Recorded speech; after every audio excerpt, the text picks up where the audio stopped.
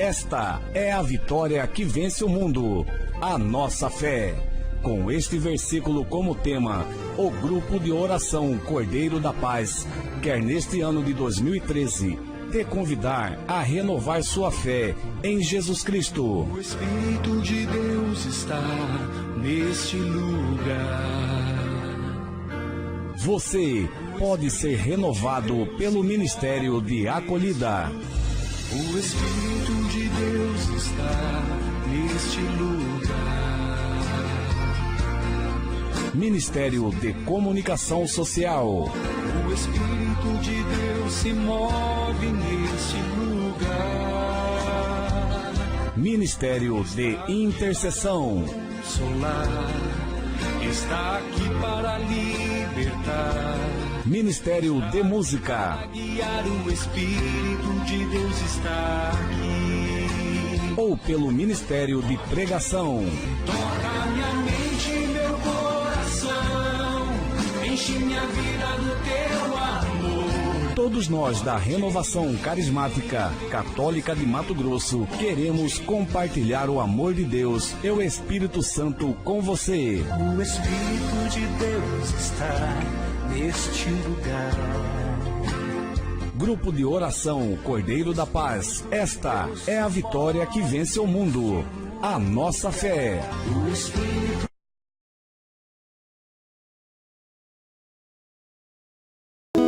Não se senta ainda não, irmão.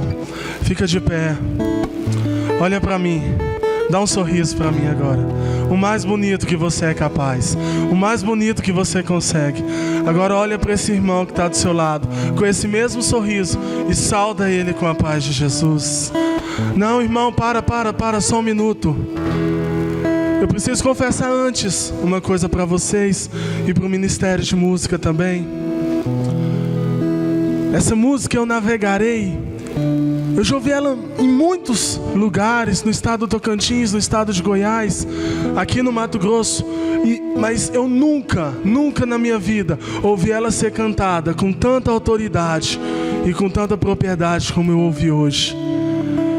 E com essa confirmação no meu coração, eu quero te dar a certeza, você está cheio do Espírito Santo. E como Nossa Senhora, quando visitou a prima Isabel, apenas com a saudação dela, a criança no ventre de Isabel estremeceu, a vida do seu irmão, os problemas dele, as dificuldades, a família precisa estremecer nesse boa noite. Então dá boa noite para esse teu irmão e sauda ele com a paz de Jesus. Dê a ele a graça de estar cheio do Espírito Santo. A paz de Jesus, meu irmão. Se o seu irmão não estremeceu com essa saudação, você precisa melhorar. Você precisa saudar com mais ênfase. Amados, com o nosso boa noite, a nossa família precisa estremecer quando nós chegarmos em casa. Porque nós somos homens e mulheres cheios do Espírito Santo. Amém ou misericórdia? Então dá um glória a Deus e vai se assentando, meu irmão.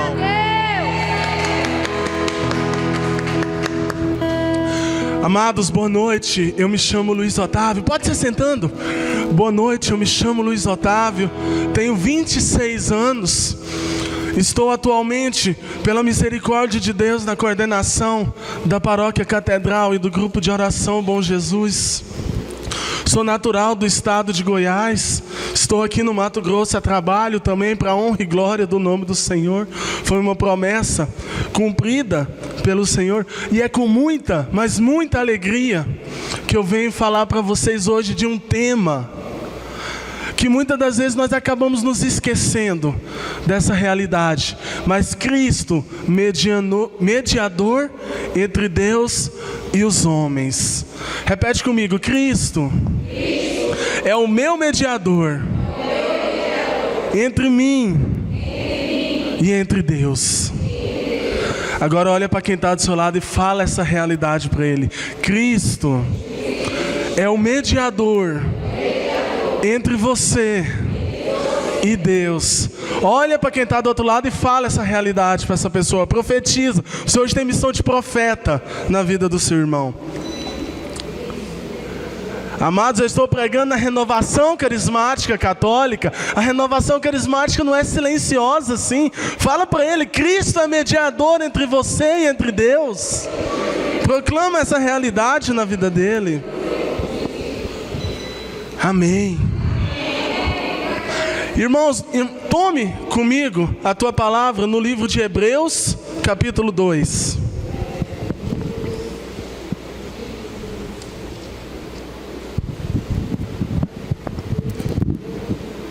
Amém ou amém? Misericórdia.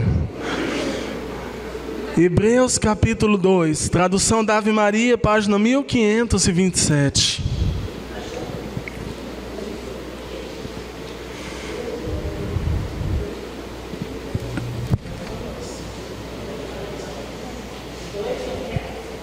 Hebreus 2, versículo de 1 a seguir.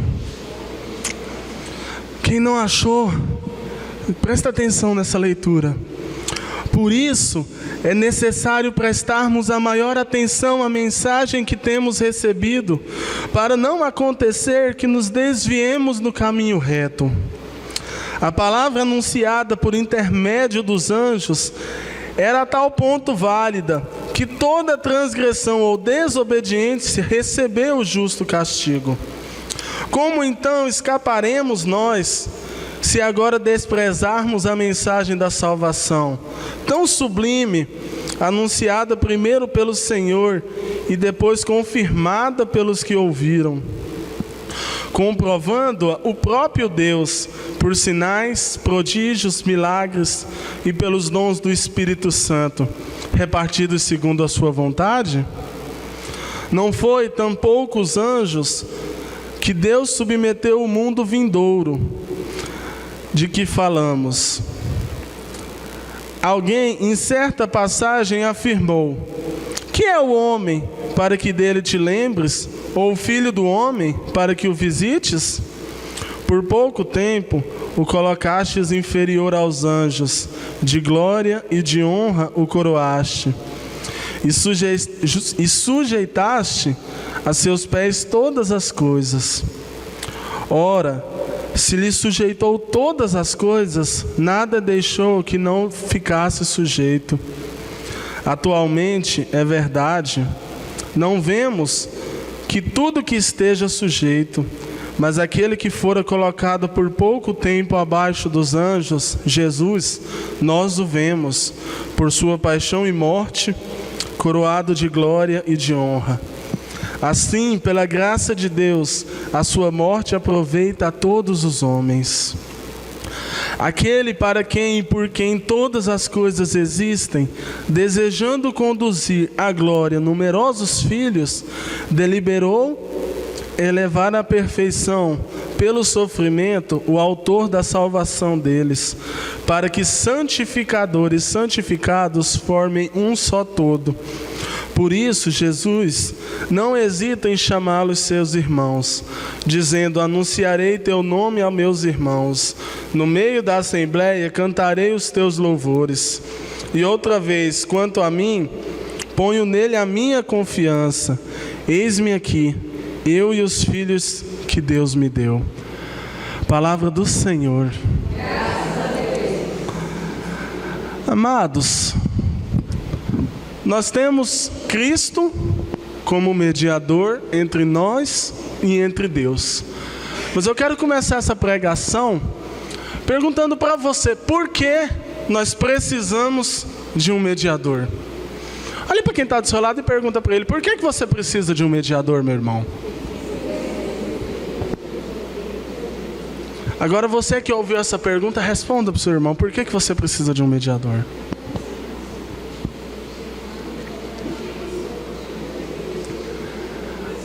Amados, esse tema nos leva a falarmos um pouco sobre o projeto de Deus. Veja bem, se você pegar o livro do Gênesis, no capítulo 1, lá vai estar narrando a história da criação do mundo. E num certo ponto do livro, quando Deus faz o homem, Ele percebe que o homem é muito bom. Ele percebe que o homem é bom, que ele é muito bom. Então, você foi criado para ser uma pessoa boa. Você foi criado para a perfeição. Você foi criado imagem e semelhança de Deus. Olha para quem está do seu lado, sorri para ele e fala: você é imagem e semelhança de Deus. Por isso que você é lindo desse jeito. Por isso você é linda desse jeito.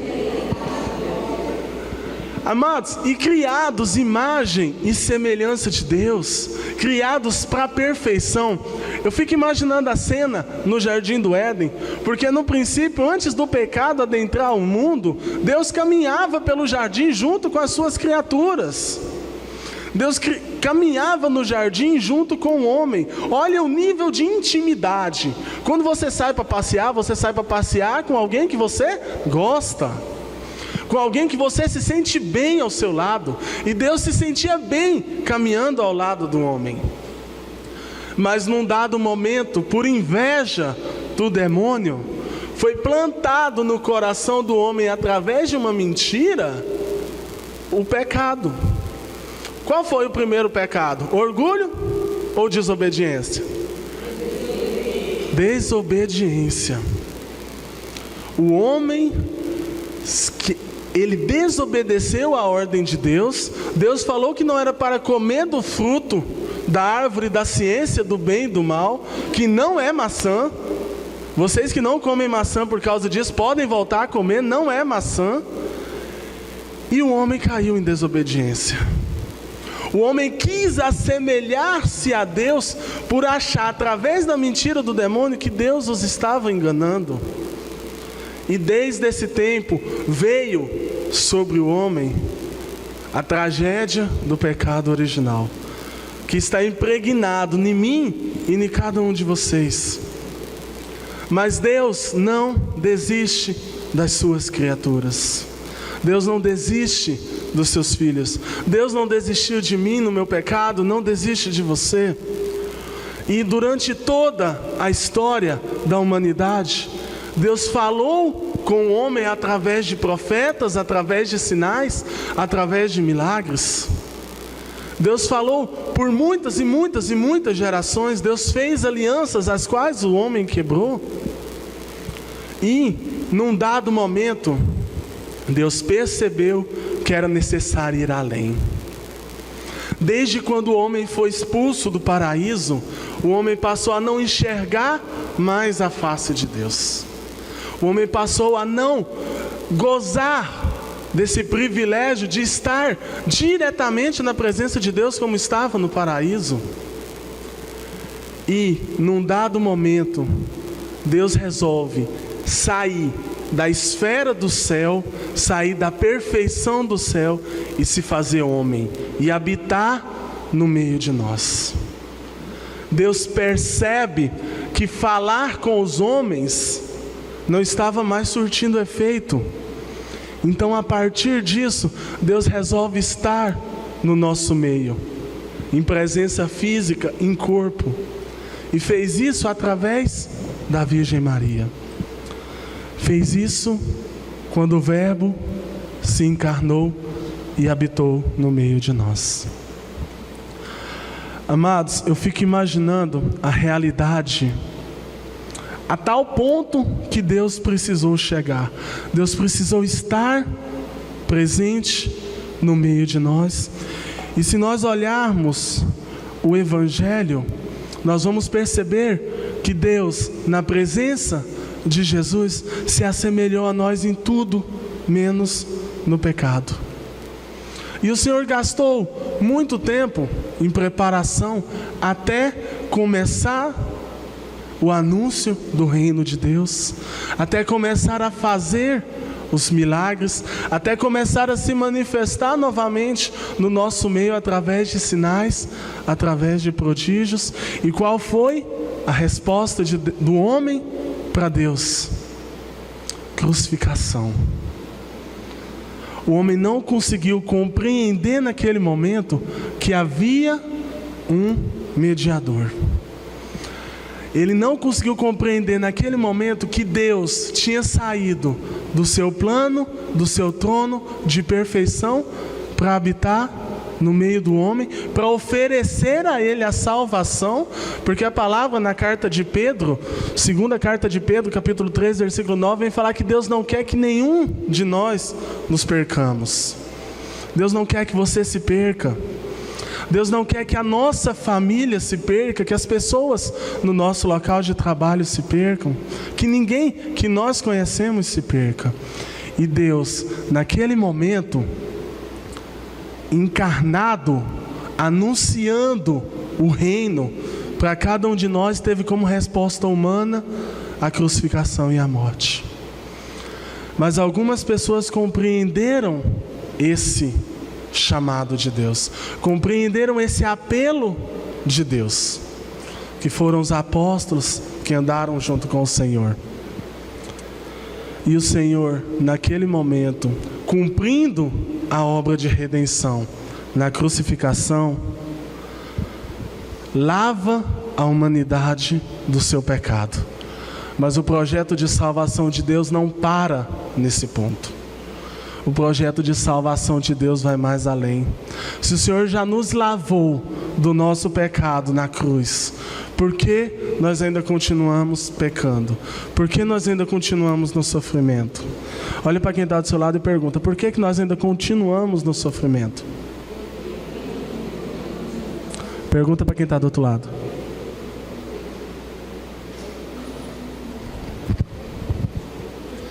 Se você tomar a tua palavra no livro de Levítico, capítulo 19, versículo 2, o Senhor faz um convite para nós. O convite que o Senhor nos faz é: sede santos, porque eu, o Senhor vosso Deus, sou santo. O Senhor lavou o mundo com o teu sangue para redimir do pecado, sim ou não? Mas Deus não mexeu em uma área da sua vida, chamada livre-arbítrio. Você vai no sacerdote, você se confessa, você pega o sangue de Cristo e se banha nele novamente, e sai de lá livre do seu pecado, mas você não sai livre da sua liberdade. Quando você estiver diante de uma situação de pecado, você pode cair. É uma escolha sua, é uma opção sua. Deus te deu um mediador. Deus te deu Jesus Cristo, que trouxe a salvação do céu até a sua vida, mas não mexe na sua liberdade. E Cristo, sabendo que Deus não mexeria na nossa liberdade, e que nós não conseguiríamos abandonar ainda assim a situação de pecado, porque, como diz São Paulo, a nossa carne é fraca, o nosso espírito está pronto, mas a nossa carne é fraca. O Senhor faz uma promessa, narrada no Evangelho de João, capítulo 16, onde ele fala de quando enviará sobre nós um advogado. Enviará sobre nós alguém que vai se colocar entre o nosso pecado e entre nós. E esse alguém é o Espírito Santo. Sabe por que muitas das vezes você sofre na sua vida, meu irmão, minha irmã? Falta do Espírito Santo. Muitas vezes nós nos entristecemos diante de uma dificuldade por falta do Espírito Santo. Muitas vezes nós ficamos nervosos com as pessoas na nossa família, no nosso trabalho, por falta do Espírito Santo. Muitas vezes nós negamos a Deus, falta do Espírito Santo. A única forma de alcançarmos o máximo da nossa perfeição e agradarmos o coração de Deus é estarmos cheios do Espírito Santo. Por isso você vem no grupo de oração toda segunda-feira, pedir: vem Espírito Santo, beber dessa graça maravilhosa, como foi essa que nós bebemos hoje durante o momento de oração. Mas é o suficiente para você, meu irmão, minha irmã? Eu pergunto, é o suficiente para você? Sim ou não? Precisa de mais? E onde você vai encontrar o restante? Quem arrisca uma resposta? Tem muitas respostas. Não precisa ter medo. Você vai encontrar na oração, você vai encontrar no terço, na Eucaristia. Porque já dizia um santo da igreja, agora eu não me lembro o nome dele, que quando nós oramos, nós conversamos com Deus. Quando nós abrimos a palavra, Deus conversa com a gente. Na Bíblia, na palavra de Deus, na Sagrada Escritura, nós também encontraremos o Espírito Santo. Sim ou não? Sim. Pergunta para quem está do seu lado se ela quer ficar cheia do Espírito Santo.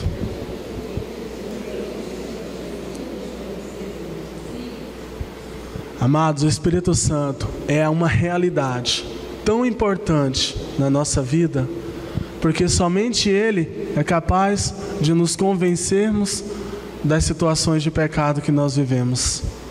Somente o Espírito Santo é capaz de nos convencer da justiça de Deus.